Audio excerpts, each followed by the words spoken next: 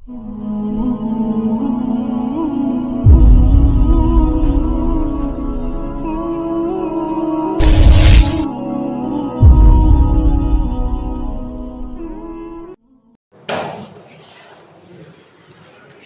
للہ رب العالمین والصلاة والسلام علی سید المرسلین محمد وآلہ واصحابہ اجمعین، اما بعد.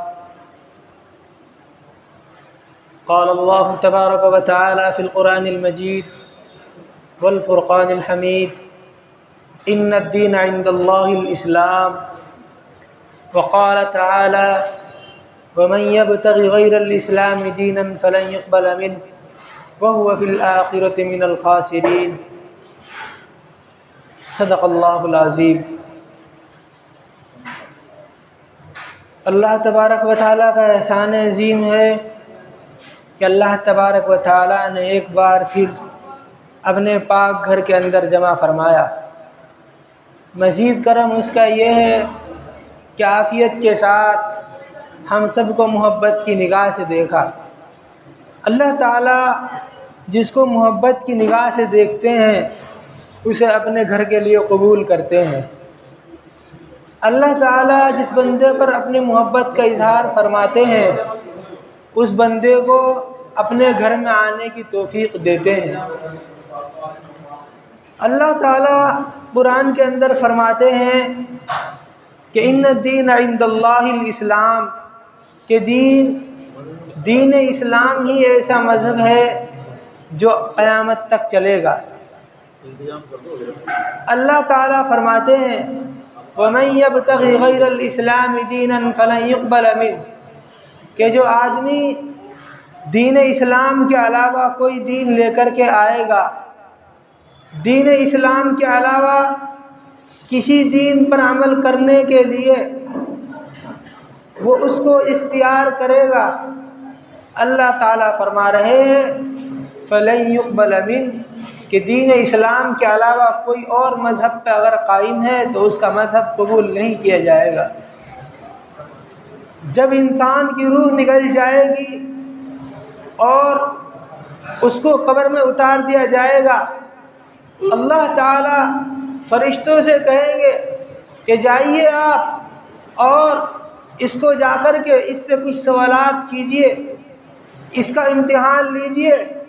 اگر یہ امتحان میں کامیاب ہو جائے اس کو چین کی نیند سلا دو، اس کی طرف جنت کی کھڑکی کھول دو، اور اگر یہ امتحان میں ناکامیاب ہو جائے، پھسل جائے، بھول جائے، بھٹک جائے تو اس کی طرف جہنم کا دروازہ ابھی سے کھول دو.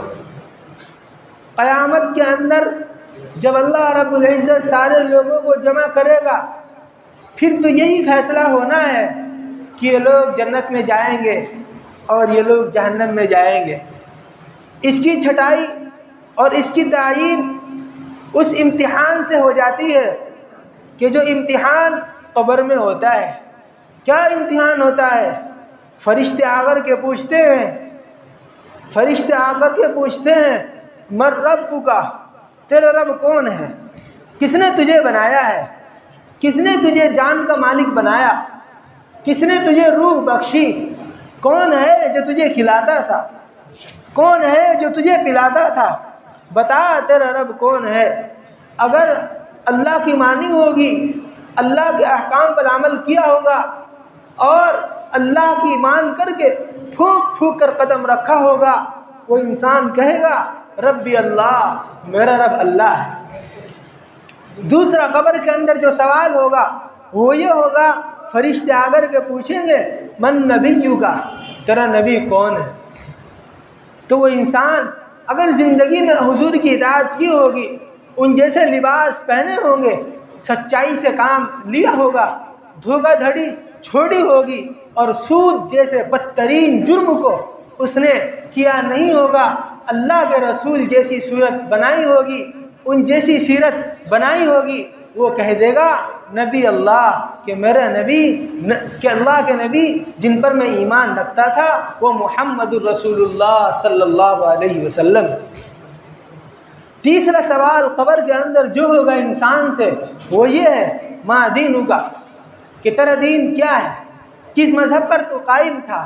قرآن میں اللہ تعالیٰ فرما رہے ہیں کہ محمد الرسول اللہ آنے کے بعد، قرآن کے نازل ہو جانے کے بعد اب مذہب عیسائیت قبول نہیں ہے، اب مذہب یہودیت قبول نہیں ہے۔ کیا فرماتا ہے؟ ان الدین عند اللہ الاسلام، کہ اللہ کے یہاں جو چلے گا مذہب وہ صرف اسلام چلے گا۔ فرمایا دوسری جگہ وَمَن يَبْتَغِ غَيْرَ الْإِسْلَامِ دِينًا فَلَن يُقْبَلَ مِنْهُ، کہ جو آدمی مذہب اسلام کے علاوہ کوئی اور رویہ اختیار کر لے، کوئی اور طریقہ اختیار کر لے اور دوسرے مذہب میں چلا جائے، اللہ تعالیٰ فرما رہے ہیں فَلَن يُقْبَلَ مِنْهُ، اس کا مذہب ہرگز قبول نہیں کیا جائے گا۔ اسلام کیا ہے؟ آؤ اللہ کے رسول سے پوچھ لیتے ہیں۔ جبریل آئے انسانی شکل میں، کہتے ہیں اللہ کے رسول مل اسلام، اسلام کیا ہے؟ اللہ کے رسول بتلائیے اسلام کن چیزوں پر ہے، کس کو اسلام کہتے ہیں، کیا کرنے کا نام اسلام ہے؟ حضور نے فرمایا شہادت اللہ الہ الا اللہ، لا الہ الا اللہ کی گواہی دینا، والصلاۃ، نماز کو پڑھ لینا، والصوم، روزے رکھ لینا، وحج البیت، اور بیت اللہ کا طواف کرنا یعنی حج کرنا، اور فرمایا من استطاع الیہ سبیلا، ہر اس شخص پر ہے، حج اس شخص پر ہے کہ جو وہاں تک جانے کی طاقت رکھے۔ بنیاد اسلام کی 5 چیزوں پر ہے۔ بنیاد ہر اس چیز کو کہتے ہیں کہ اگر بنیاد ہٹا دی جائے تو وہ چیز گر جاتی ہے۔ یہ مسجد کے پلر اور یہ چاروں دیواریں اور اس کے نیچے کی جو نیو ہے، اگر اس کو ہٹا دی جائے تو چھت نیچے آ کر کے گرے گی۔ چاروں طرف کی دیوار ہٹا دی جائے، یہ کھمبے بھی ہٹا دیے جائیں، یہ مسجد کی چھت نیچے آ کر کے گرے گی، کیونکہ اللہ کا قانون یہی ہے، یہ اس کی بنیادیں ہیں۔ اگر مسجد کی بنیاد ہٹا دی جائے یہ مسجد باقی نہیں رہتی ہے۔ اگر اسلام کی بنیاد ہٹا دی جائے اسلام کی بنیاد باقی نہیں رہتی ہے، انسان مسلمان نہیں رہتا ہے۔ کیا فرمایا؟ شہادت اللہ الہ الا اللہ، کہ لا الہ الا اللہ کی گواہی دینا، یہ اسلام کی ایک بنیاد ہے۔ کہ جس طریقے سے کھمبے بنا کر کے، دیواریں چن کر کے، نیو کھود کر کے اور اس میں اور سپورٹ لگا کر کے ایک چھت تیار ہوتی ہے، اسی طریقے سے مذہب اسلام کی بنیاد 5 چیزوں پر ہے۔ فرمایا شہادت اللہ الہ الا اللہ، لا الہ الا اللہ کی گواہی دینا، والصلاۃ، اور نماز پڑھنا۔ جو مظلوم ہے آج چھوڑی جا چکی ہے، کاروبار کی خاطر، بیوی بچوں کی خاطر، محض اپنے نفس کی خاطر کہ پڑھیں گے ابھی تو زندگی بہت ہے، یہ تو فارغ لوگوں کا کام ہے کہ جن کے پاس کوئی کام نہیں ہے، یہ تو ٹھالی ہے۔ ہاں ایک دن آنے والا ہے جو تم کو بھی فارغ کرے گا اور مجھ کو بھی فارغ کرے گا۔ ایک نعرہ لگتا ہے میری زندگی ہے، میں چاہے جو کچھ کروں، مجھے کون روکنے والا ہے؟ ہاں کوئی نہیں روکے گا۔ تو پھر اس بڑھاپا جو تیرے اوپر آ رہا ہے اس کو روک کے دکھا۔ یہ کانوں سے سننا جو تجھے بند ہو رہا ہے، کم سنائی دے رہا ہے، اس کو روک کے دکھا۔ تیری کھال کے اندر سلوٹ آ گئے، اس کو روک کر کے دکھا۔ آنکھوں سے کم دکھ رہا ہے، اس کو روک کر کے دکھا۔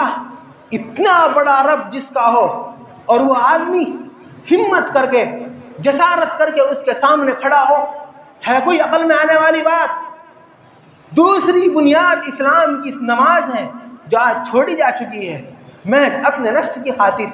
کہ یہ تو ان لوگوں کا کام ہے جو ٹھالی ہیں، نہیں میرے پیارو، یہ خالی لوگوں کا کام نہیں ہے۔ تم کو بہلایا ہے یہودیوں نے، تم کو پھسلایا ہے یہودیوں نے، ورنہ میرے نبی جب بھی کوئی معاملہ پیش آتا فوراً مسجد کا رخ کرتے تھے، صحابہ پر کوئی بھی مشکلات آتی تھی فوراً مسجد میں جایا کرتے تھے۔ تیسری بنیاد جس چیز پر ہے اسلام کی وہ ہے روزہ۔ فرمایا والصوم، کہ روزہ اس شخص پر فرض ہے کہ جو انسان عاقل ہو، بالغ ہو اور صحت مند ہو۔ اس میں بھی اللہ رب العزت نے اتنی چھوٹ دی ہے کہ اللہ تعالیٰ نے جس کو صحت نہیں دی روزہ اس پر بھی معاف ہے۔